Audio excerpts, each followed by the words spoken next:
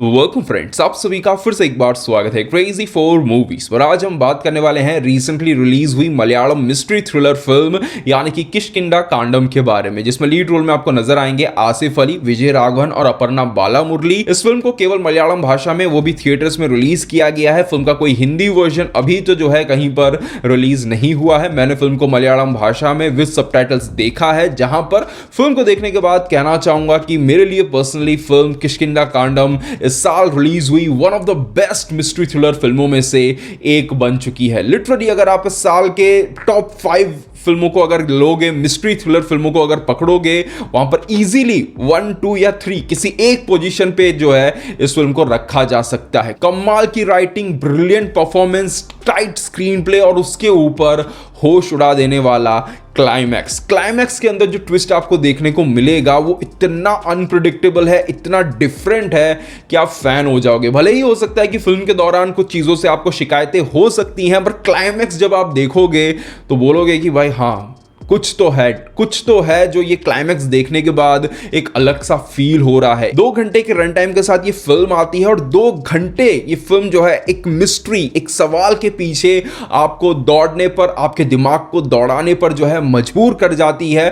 उसके बावजूद फिल्म खत्म होते होते वो सवाल का जो जवाब है वो आपको पूरी तरह से मिलता नहीं है, पर उसके बावजूद भी जो जवाब ये फिल्म दे जाती है वो एक अलग ही सेटिस्फैक्शन दे जाता है। एक डिफरेंट सी फील जो है ये फिल्म खत्म होते होते छोड़ जाती है। बहुत ही छोटी सी स्टोरी है। एक पॉइंट के बाद फिल्म के अंदर कह सकते हैं कि हर 5 मिनट 10 मिनट बाद ही जो है काफी कुछ रिवील होना स्टार्ट हो जाता है। हर एक चीज का एक अलग पहलू नजर आने लगता है। इसलिए आपसे रिक्वेस्ट करूंगा कि फिल्म की कहानी के बारे में जितना कम जानोगे उतना बेटर है, और उससे भी बेटर होगा अगर आप इस फिल्म के ट्रेलर को बिना देखे इस फिल्म को देखने जाओ। फिर भी अगर बेसिक स्टोरी लाइन की अगर बात करें जो शुरुआत में आपको देखने को मिल जाती है वो ये है कि आसिफ अली का जो कैरेक्टर है उसका एक बहुत ही छोटा सा लड़का था जो आज से 3 साल पहले जो है बहुत ही मिस्टीरियस तरीके से खो गया था, या फिर कह सकते हैं गायब हो गया था।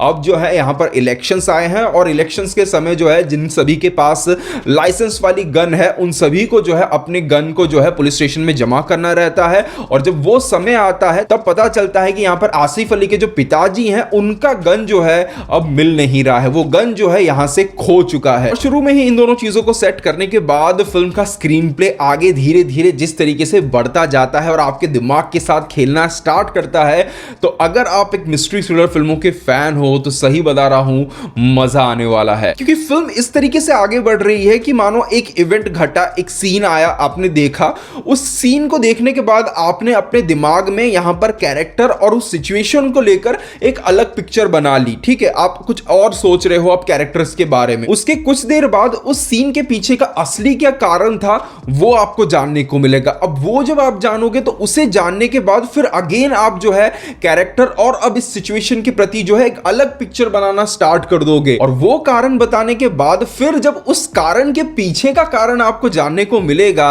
तब आपके होश उड़ने वाले हैं। फिल्म की राइटिंग तो है ही कमाल की, पर उसके साथ ही साथ मैं कह सकता हूं कि यहां पर 2 और चीजें हैं जो बहुत एक इंपॉर्टेंट रोल प्ले कर रही हैं। वो है एक्टर्स की परफॉर्मेंसेस और लिखे गए डायलॉग्स। क्योंकि यहां पर परफॉर्मेंस और इन डायलॉग्स के अंदर इस तरीके से चीजों को बारीकी से डाला गया है कि फिल्म जब चल रही होगी तो आपको ऐसा फील होगा कि भाई हाँ, मुझे तो पता चल चुका है कि अब आगे क्या होने जा रहा है। और डायरेक्टर एक पॉइंट पर आपके अंदर इतना ज्यादा कॉन्फिडेंस भर देंगे कि भाई हाँ, मुझे तो पता चल चुका है कि फिल्म के अंदर क्या हो रहा है, क्यों हो रहा है। इतना कॉन्फिडेंस भरने के बाद जब आप क्लाइमैक्स का वो ट्विस्ट देखोगे तब आपका जो है दिमाग घूम जाएगा। फिल्म के अंत में नजर आने वाला ट्विस्ट केवल एक ट्विस्ट नहीं है, वो ट्विस्ट जितना शॉकिंग, जितना सरप्राइजिंग, जितना अनप्रिडिक्टेबल है उतना ही मीनिंगफुल भी है। आपको बता दूं, कल शाम 7:30 बजे के आसपास का मेरा शो था और तकरीबन शायद 9 या 9:30 बजे के आसपास फिल्म खत्म हुई है। फिल्म खत्म होने के बाद भी अभी मैं शाम को ये वीडियो रिकॉर्ड कर रहा हूं दूसरे दिन,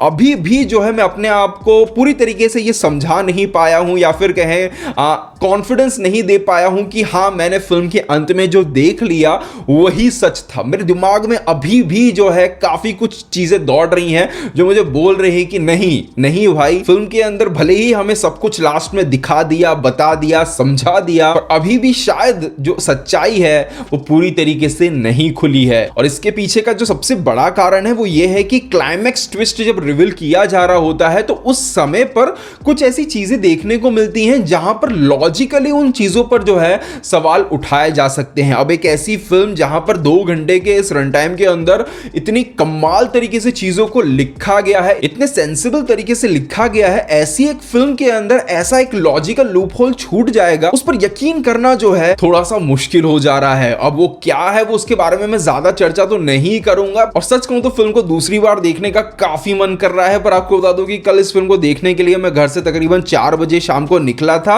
और देखकर लौटा कितने बजे, रात के 2 बजे। और फिल्म को देखने मात्र में जो संघर्ष कल दिन भर हुआ है, उसके बाद मेरी हिम्मत नहीं हो रही है दूसरी बार इस फिल्म को देखने जाने की। तो इसीलिए ओटीटी पर रिलीज होने का इंतजार करूंगा। रिलीज होने के बाद में भी हो सकता है कि एक सेपरेट वीडियो बनाया जाए उन लॉजिकल चीजों के ऊपर जिन पे सवाल उठाए जा सकते हैं। मे बी अब जो है फिल्म को दूसरी बार देखने में कुछ और डिटेल्स पर जो है ज्यादा ध्यान जा सकता है। इसके अलावा अगर बात करें फिल्म में कुछ टेक्निकल चीजों की, तो सबसे पहले बात करनी चाहिए इस फिल्म की साउंड डिजाइनिंग के बारे में और इस फिल्म के विजुअल्स के बारे में। जिस लोकेशन में इस फिल्म को सेट किया गया है और वहां पर जिस तरीके के साउंड इफेक्ट्स यहां पर या फिर बैकग्राउंड में जो ट्रैक्स हमें सुनने को मिलते हैं, जस्ट अमेजिंग थे। सच बता रहा हूं, कुछ सिंपल से सिंपल सीन्स में भी जो है बैकग्राउंड के द्वारा, साउंड डिजाइनिंग के द्वारा इस तरीके का एक टेंशन बिल्ड किया गया है कि एक झटका अचानक से लग जाता है। बाय चांस जस्ट एक व्यक्ति को कोई पीछे से अगर घुमा भी दे रहा है, पकड़ भी ले रहा है, दिन के उजाले में भी अगर पकड़ ले रहा है ना, तब भी जो है एक झटका सा लगता है, एक डर सा लगने लगता है, एक थ्रिल